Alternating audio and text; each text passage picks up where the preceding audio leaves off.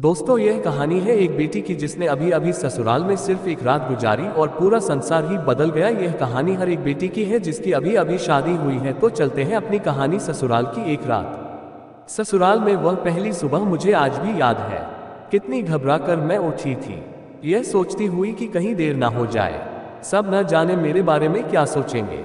केवल एक रात ही तो नए घर में कटी थी और इतना सब कुछ बदल गया। जैसे आसमान में उड़ती चिड़िया को किसी ने मोती के लालच देकर पिंजरे में कैद कर लिया हो। शुरू के कुछ दिन तो यूं ही गुजर गए। एक दिन हम बाहर घूमने गए।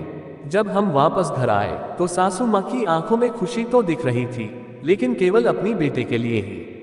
मैंने सोचा कि शायद नया नया रिश्ता है, एक दूसरे को समझने में कुछ वक्त लगेगा। लेकिन समय ने जल्द ही एहसास करा दिया कि मैं यहाँ बहू हूँ, इसलिए मैं जैसा चाहूँ वैसा नहीं कर पाऊंगी।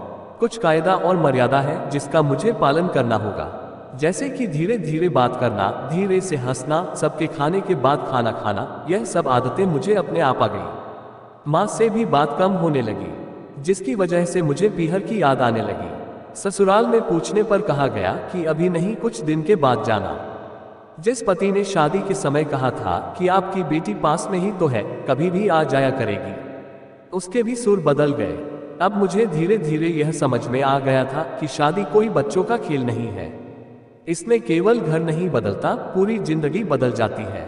अब मैं कभी भी उठकर अपने पीहर नहीं जा सकती, यहाँ तक कि पीहर वालों को भी मुझसे मिलने के लिए पूछकर आना पड़ता है।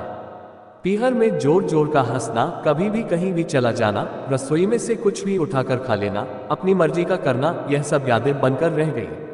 मुझे समझ में आने लगा था कि क्यों विदाई के वक्त सभी लोग मुझे गले लगाकर रो रहे थे। असल में मुझसे दूर होने का एहसास उन्हें हो रहा था, लेकिन एक और बात थी जो उन्हें अंदर ही अंदर परेशान कर रही थी कि अब जिस सच्चाई से मुझे इतने दिन दूर रखा गया है, वह सच्चाई मेरे सामने आने वाली थी। पापा का यह झूठ कि मैं उनकी बेटी नहीं, बेटा हूँ, अब और दिन नहीं छूट पाएगा, जो कि उनकी सबसे बड़ी चिंता थी कि अब उनका बेटा, जिसको कभी भी बेटी होने का एहसास नहीं कराया था, जीवन के इतने बड़े सच से सामना करने जा रही थी।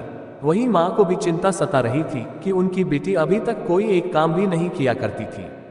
अब वह पूरे परिवार की जिम्मेदारी कैसे उठाएगी। सभी लोग मेरे इस विदाई और पराये होने का दर्द जान रहे थे, सिवाय मेरे, इसलिए वह सभी लोग रो रहे थे।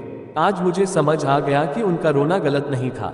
यह हमारे समाज का नियम ही है कि एक बार बेटी डोली में विदा हो गई तो वह उस घर के लिए केवल मेहमान ही बनकर रह जाती है। फिर कोई चाहे कितना क्यों ना कह ले कि यह घर आज भी उसी का है, सच तो यह है कि अब वह कभी भी यूं ही अपनी पीहर नहीं जा सकती। चाहे कितना भी समस्या और परेशानी क्यों ना आ जाए, मुझे ही हल करना है, हंसते हुए या गम छुपाते हुए।